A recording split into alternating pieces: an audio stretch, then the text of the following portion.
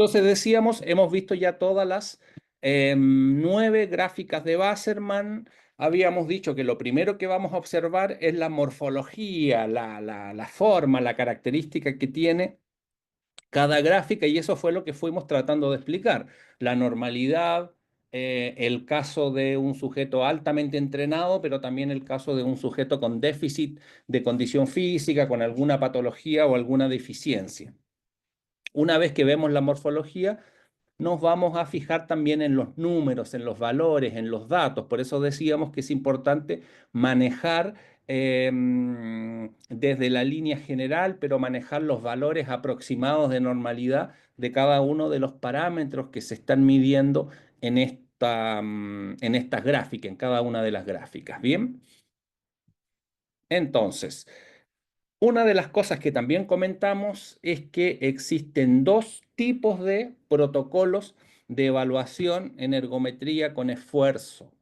Bien, y estos protocolos que pueden ser realizados en cicloergómetro, en treadmill, en remoergómetro, que son los ergómetros más utilizados, pueden ser de dos tipos: incrementales escalonados y o incrementales pero de rampa. Bien, sabemos que los protocolos escalonados tienen la característica de poseer cambios importantes, cambios relevantes en cuanto a la intensidad del esfuerzo, pero con duraciones en cada intensidad de esfuerzo, duraciones prolongadas.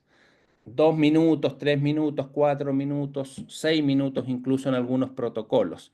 Y esa duración del protocolo permite lograr cierta estabilidad, cierto estado de estabilidad fisiológica que se presta o entrega mejores condiciones para la determinación de umbrales. Y habíamos dicho, por otro lado, que este mismo tipo de test con fases largas o etapas largas que permiten cierta estabilidad, que son amigables o favorables para la determinación de umbrales, tienen un problema, y es que se alargan mucho en el tiempo, y eso que se vayan alargando, que yo esté mucho tiempo en una determinada intensidad y que luego bruscamente aumente a una intensidad mayor, y esté otro rato prolongado, otro tiempo prolongado en esa nueva intensidad y luego otro aumento importante de intensidad, puede producir una fatiga antes de alcanzar el máximo esfuerzo, y eso significaría que quizás ese protocolo no me sirve para poder determinar el máximo real del sujeto porque se ha fatigado antes de alcanzar ese máximo real. Por lo tanto, tengo protocolos más cortos, protocolos de rampa, donde tengo incrementos de intensidad que no son tan importantes porque son más incrementos en una unidad de tiempo, o en una menor unidad de tiempo voy teniendo incrementos menores de intensidad, que quizás sumados en cuanto a los incrementos de intensidad van a ser similares a todo el incremento que tengo en el protocolo escalonado, pero en el protocolo de rampa se va subiendo poco a poco, y eso significa que es menos perceptible el incremento de carga, tienen menos duración cada una de las etapas y por lo tanto es favorable para alcanzar el máximo, pero desfavorable para poder intentar determinar los umbrales de una manera exacta por fundamentalmente el componente lento de la cinética del consumo de oxígeno, tema que ya lo vimos, ¿no es cierto? Solamente estoy recordando un poquito. Bien. Acá tenemos una gráfica que generamos. Tenemos la frecuencia cardíaca en el lado izquierdo, en el eje vertical. Tenemos en el eje vertical del lado derecho, tenemos otro valor que sería el consumo de oxígeno que vamos a alcanzar, el valor de consumo de oxígeno que se pueda alcanzar. Y tenemos en el eje horizontal la intensidad de esfuerzo, en este caso pensando en que la prueba se hace en cinta, tenemos los kilómetros por hora. Y tenemos una serie de hitos fisiológicos que se van manifestando en la medida que la prueba se va ejecutando. Y estos hitos fisiológicos son fundamentalmente tres grandes hitos fisiológicos. El primero sería este primer umbral. Ahí hay una definición terminológica que nosotros comentamos anteriormente para el curso. Principalmente le vamos a llamar BT1 o umbral anaeróbico a ese primer umbral.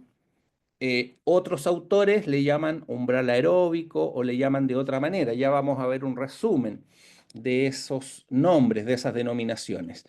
Tenemos el segundo umbral, BT2, ¿no es cierto? Recuerda que el BT significa ventilatory threshold, o sea, umbral ventilatorio.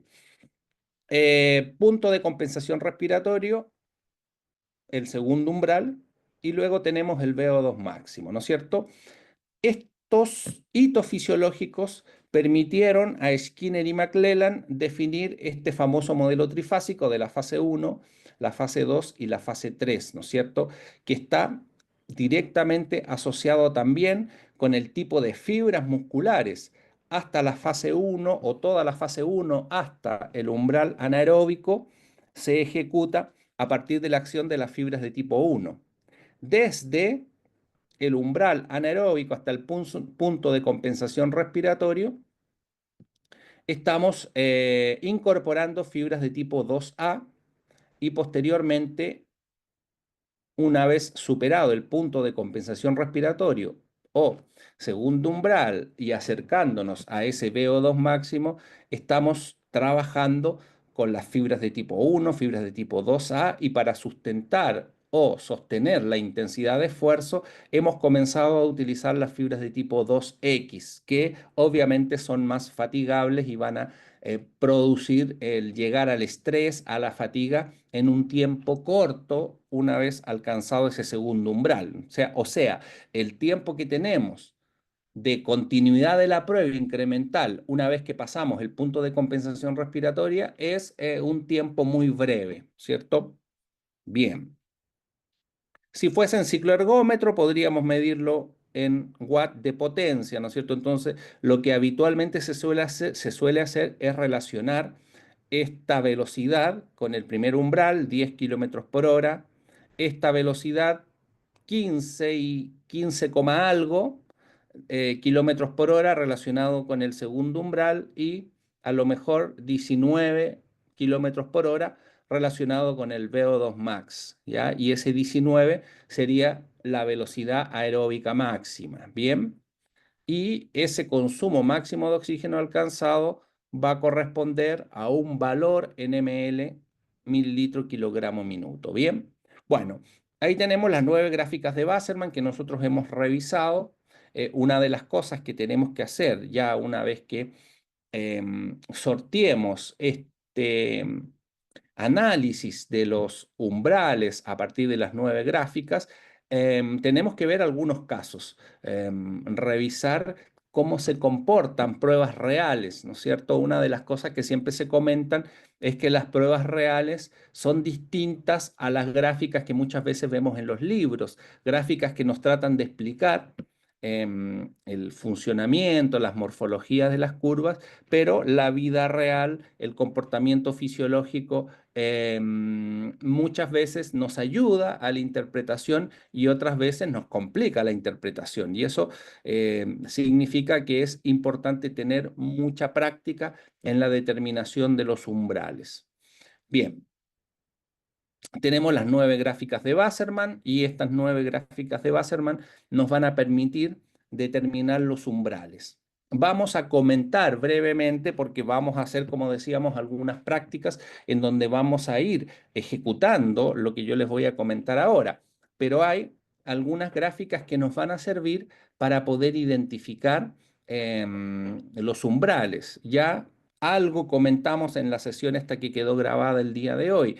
Em, las gráficas preferentes, al menos de los grupos de trabajo con los cuales yo he tenido la posibilidad de formarme, de conocer a partir del trabajo de gente que lleva muchos años haciendo pruebas de esfuerzo, ergometrías. Uno de ellos es el doctor Ramón Centeno, un médico del deporte español que tuve la posibilidad de conocerlo en el Centro Andaluz de Medicina Deportiva. Tiene más de 30 años haciendo pruebas de esfuerzo, ¿no es cierto? Y bueno, otros grupos también que los he podido conocer, ver también artículos científicos y algunas conclusiones recientes de diferentes expertos apuntan hacia la utilización preferente de las gráficas 6 y 9, como se comentó hoy día. ¿Por qué? Porque las gráficas 6 y 9 han quedado muy bien puestas, seguramente de manera voluntaria, ¿no es cierto?, intencionada, han quedado puestas una sobre la otra y permiten la identificación de los umbrales ventilatorios a partir de los equivalentes ventilatorios y a partir de las presiones finales de expiración de oxígeno, ¿no es cierto? Este equivalente ventilatorio del oxígeno cae bien, como se explicó, llega a un punto más bajo, se estabiliza o comienza a subir. Generalmente, si miramos la otra curva de la misma gráfica, que es el equivalente ventilatorio del CO2, recuerda que estamos hablando de cuánto aire necesito ventilar para consumir oxígeno y cuánto aire necesito ventilar para eliminar CO2, ¿cierto? La caída de estas curvas significa aumento de la eficiencia en captación de oxígeno. Soy más eficiente porque necesito ventilar menos para captar una cantidad mayor de oxígeno. O por otro lado, necesito ventilar menos para eliminar una cantidad de CO2. Y por eso que inicialmente ambas curvas van en la baja, van en caída, porque me voy haciendo más eficiente en la medida que inicio un ejercicio. Pero esa eficiencia no se puede mantener durante toda la prueba y hay un momento en el cual perdemos la eficiencia. Cuando perdemos la eficiencia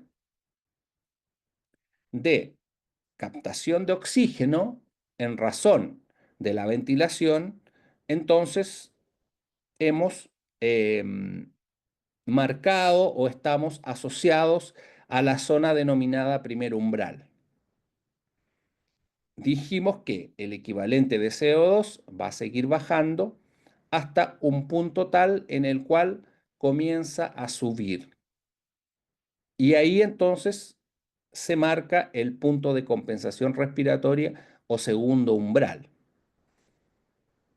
Ya no somos eficientes en la eliminación de CO2, por lo tanto, este número comienza a subir. Necesito ventilar más y por eso lo hemos dicho reiteradamente, por eso el concepto de punto de compensación respiratoria.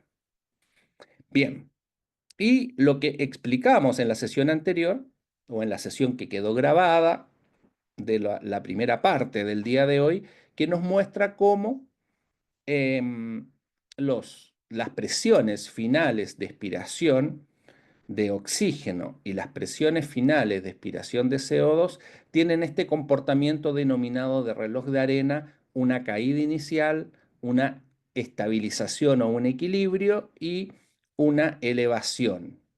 Y luego el CO2 tiene el comportamiento contrario, una elevación inicial, una estabilidad y una caída, ¿no es cierto? En razón de las cantidades de aire y la cantidad de oxígeno y CO2 que hay en ese aire que es eliminado en la boca al final de la expiración.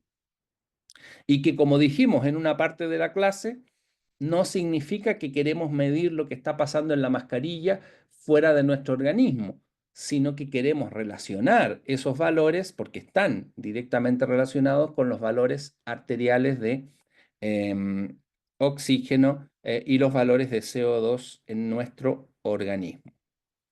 Bien, los umbrales tienen diferentes nomenclaturas y es algo que nos puede llevar a errores. Cuando uno parte con esta temática, al menos a mí me pasó y sé de otra gente que también le ha pasado, uno a veces lee un artículo en inglés, ¿cierto? En el caso de la mayor parte de nosotros, de los que estamos en este curso, no somos nativos del idioma inglés y por lo tanto no es tan sencillo como uno quisiera la lectura en inglés. Y puede ocurrir que comienzas a leer un artículo que habla de los umbrales y te comienzas a confundir un poco y a veces hay que terminar de leer una o dos veces el artículo para poder entender que estaban hablando o del primer umbral o del segundo, o cuándo estaban hablando del primero y cuándo estaban hablando del segundo, porque una de las cosas que hay que hacer es poder definir cuál es la terminología que ese o esos autores estén usando. ¿Por qué? Porque los umbrales que indican el aumento de la producción de lactato o denominado primer umbral pueden ser, acuérdense que la producción de lactato es la otra forma de medir en fisiología del esfuerzo estos hitos fisiológicos. Lo puedo medir a través de variables ventilatorias, umbrales ventilatorios, o lo puedo medir a través de lactato en sangre y estoy midiendo el mismo fenómeno. Bien, entonces se le puede llamar punto de óptima eficiencia respiratoria asociada con la eficiencia del oxígeno. ¿Recuerdan? Se le puede llamar también al primer umbral, umbral del metabolismo anaeróbico. Bien, propuesto por Wasserman y McRoy. Por eso nosotros usamos ese concepto del metabolismo, umbral del metabolismo anaeróbico, simplificado umbral anaeróbico. Pero cuidado, porque hay otro autor, Kinderman, que le llama umbral anaeróbico al segundo umbral. Entonces ahí podría haber una confusión al leer a unos autores que están referenciando a Kinderman o a otro autor que esté referenciando a Wasserman, ¿no es cierto? Como nosotros hemos dicho, reiteradamente solemos referenciar más bien a Wasserman en este curso. Bueno, si seguimos y volvemos a Kinderman y colaboradores del año 79, él le llama al primer umbral ventilatorio umbral aeróbico. Es un término que lo ha usado mucho, lo ha acuñado mucho un autor español que es muy importante, que tiene varios libros de fisiología, que he tenido la fortuna de conocerlo personalmente, José López Chicharro. Él habla de umbral aeróbico. También se habla de transición anaeróbica individual, Passenhofer, ¿no es cierto?, y colaboradores, el OPLA, inicio del acumulo de lactato en el plasma, ¿no es cierto? Farrell y colaboradores. Umbral láctico, Davis y colaboradores. Umbral ventilatorio 1, Odervaror y colaboradores en el 82, que es otro término que solemos utilizar mucho nosotros. Entonces podríamos decir que nosotros, y cuando digo nosotros, el grupo de trabajo que está asociado a las clases que ustedes han tenido conmigo, con otros profes que hemos tenido invitados en clases grabadas, etcétera, solemos utilizar a Wasserman y a Odervaror, pero eso no les limita a ustedes de obviamente leer, entender, tomar otros cursos donde puedan usar otras terminologías. El tema es que podamos entender de qué estamos hablando. Umbrales que indican un máximo estado estable de lactato en sangre serían el segundo umbral, umbral aeróbico anaeróbico según Mather y colaboradores, umbral anaeróbico por Kinderman y colaboradores. Ese era el concepto que podía ser confuso porque Wasserman le llamó umbral del metabolismo anaeróbico al primero y Kinderman le llamó umbral anaeróbico al segundo, ¿ya? IAT, umbral anaeróbico individual de Keul y colaboradores, umbral anaeróbico individual de Steckman y colaboradores, OBLA, inicio del acúmulo de lactato en sangre, Jacobs y Schodin, ¿no es cierto? Umbral ventilatorio 2, Odervaror, bien, que ya lo habíamos de alguna manera mencionado. Bueno, ahí tenemos nuevamente este modelo trifásico, tenemos este umbral, ahí aparece, por ejemplo, esta terminología de umbral aeróbico, umbral anaeróbico, primer umbral, segundo umbral, un periodo de transición aeróbica anaeróbica. Ahí tenemos los quiebres en el lactato. Si estuviésemos mirando los valores de lactato en sangre, vamos a buscar, aquí estamos. Los valores de lactato en sangre, tenemos un primer rompimiento que es la salida del valor basal, del valor de base del lactato. El lactato nunca está en cero, ¿no es cierto? Siempre hay producción de lactato fisiológico en nuestro organismo. Siempre hay metabolismo de la glucosa en el músculo y por lo tanto va a haber producción de lactato. Cuando se rompe este valor basal de lactato, superando habitualmente los 2 milimoles, pero la manera, los 2 milimoles es una aproximación. Eso significa que yo te mido lactato y tienes 0,9. Te vuelvo a medir en una prueba incremental y tienes 1,2. Te vuelvo a medir y tienes 1,6. Te vuelvo a medir y tienes 2,4. Entonces hay un punto intermedio en donde se rompió, se quebró esta curva de lactato iniciando un acumulo en el plasma, se inicia una acumulación de lactato, una producción mayor de lactato, que se ha asociado a 2 milimoles, pero de manera exacta.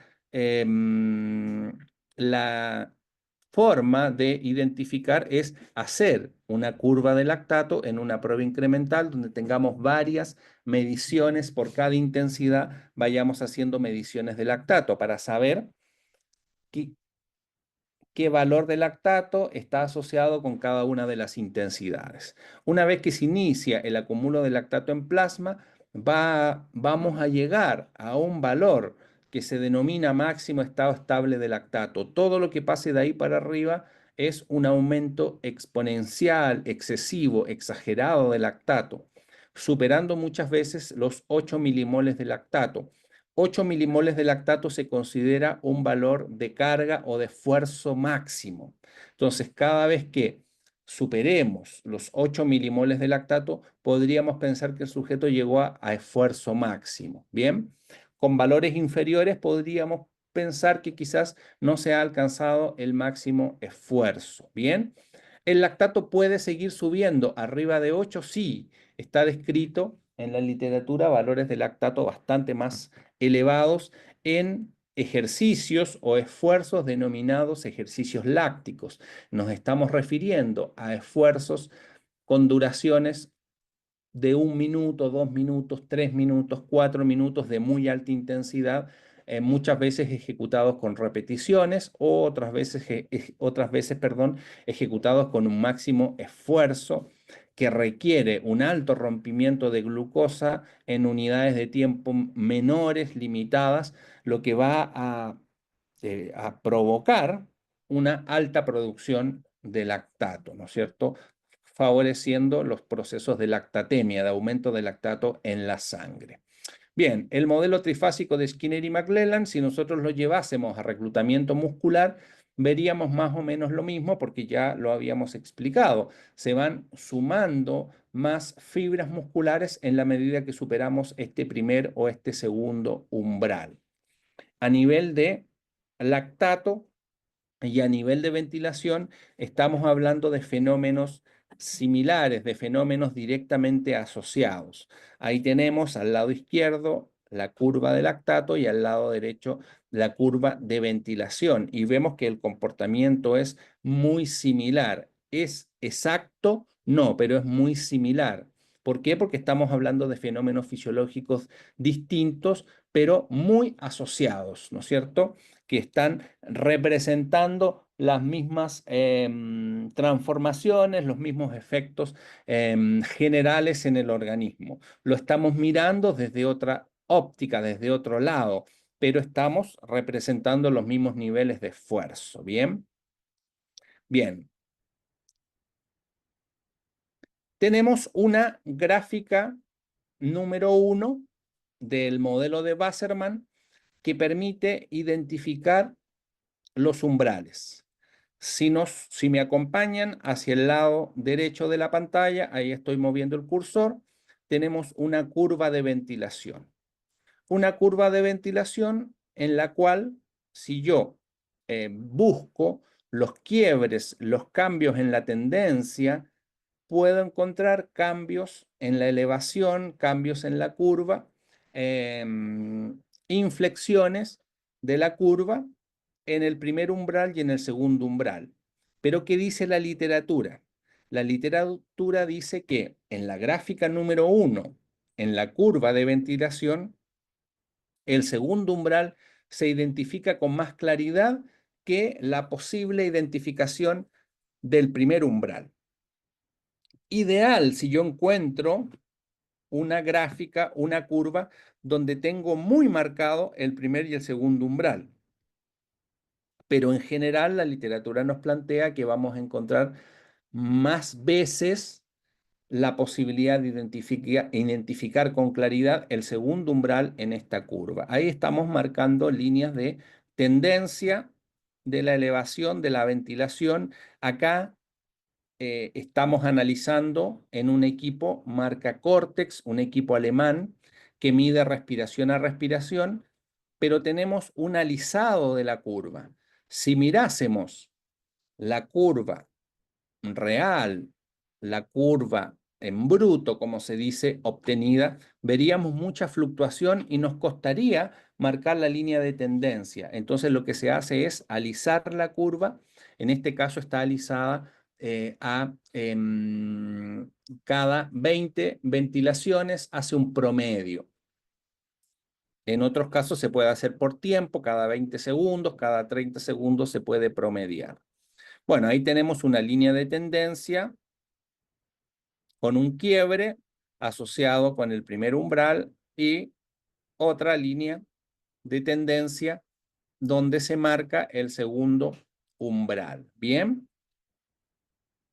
Y muchas veces la gráfica de ventilación viene asociada, en este equipo vienen asociadas, uno las podría modificar, pero vienen asociadas con la curva de reserva respiratoria. ¿Te acuerdas? La gráfica número 7, que era reserva respiratoria junto con cociente respiratorio. Bueno, la reserva respiratoria también nos puede ayudar a mejorar el análisis de los umbrales uniendo esa curva con la curva de ventilación, porque vamos a ver que hay un comportamiento muy similar en la reserva respiratoria. También hay rompimiento de las líneas de tendencia de la curva o de las curvas asociadas con los puntos de primer y de segundo umbral. Ahí está nuestra gráfica de reserva respiratoria, si ustedes se recuerdan, analizada en la gráfica número 8. Bien. También en el gráfico número 5 se puede determinar el primer umbral a partir de lo que se denomina el B-slope, que es el quiebre de la tendencia de elevación de la relación volumen de CO2, volumen de oxígeno. Y ahí lo que vamos a identificar es el primer umbral en el gráfico número 5. Y en el gráfico número 4 de, de ventilación asociada con volumen de CO2, vamos a identificar el umbral número 2. Entonces, ventilación, podemos identificar el primer umbral, el segundo umbral, particularmente en este caso el BT1. En un test incremental podemos analizarlo a partir del primer quiebre de ventilación y de manera más clara a partir de el equivalente ventilatorio del oxígeno, como habíamos explicado anteriormente. Bien, la gráfica número 6. El segundo umbral, quiebre de ventilación, equivalente ventilatorio del oxígeno. Ojo, fíjate lo que estamos ahí, desaparece y aparece, es el segundo quiebre del equivalente ventilatorio de oxígeno que nos va a ayudar a corroborar el segundo umbral. Pero el segundo umbral lo vamos a identificar más claramente a partir del equivalente de CO2, que es el momento en el cual el equivalente de CO2 el equivalente ventilatorio de CO2 comienza a subir. Deja de caer o pierde la estabilización porque muchas veces cae, se estabiliza y vuelve a elevarse, vuelve a subir. Bien, en la gráfica número 6. Y ahí viene esto que estuvimos revisando hoy, las presiones finales de expiración, que nos sirven para corroborar. Entonces tenemos, por orden, gráfica número 6 y gráfica número 9.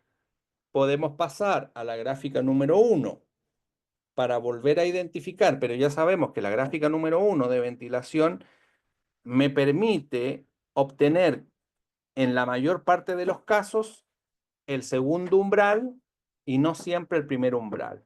Y luego tengo el método de la B-slope, que es a través de la observación de la gráfica número 5, la relación volumen de CO2, volumen de oxígeno, en una misma gráfica, y luego la gráfica número 4 de clase ventilatoria, relación ventilación, volumen de CO2, para identificar el segundo umbral. Bien, eso tenemos que revisarlo en la práctica. Ahí tenemos la gráfica número 4, ventilación, volumen de CO2, para identificar el punto de compensación respiratoria, el segundo umbral. Ahí hay una especie de resumen. ¿Cómo puedo identificar el primer umbral? A partir de la gráfica de BCO2, BO2. Esa sería la gráfica 5. Esa es la gráfica denominada B-slope, esta gráfica número 5. El sistema de la B-slope, ¿ya? De la curva, ¿ya? Volumen de CO2, volumen de oxígeno. Ese quiebre importante se asocia al primer umbral.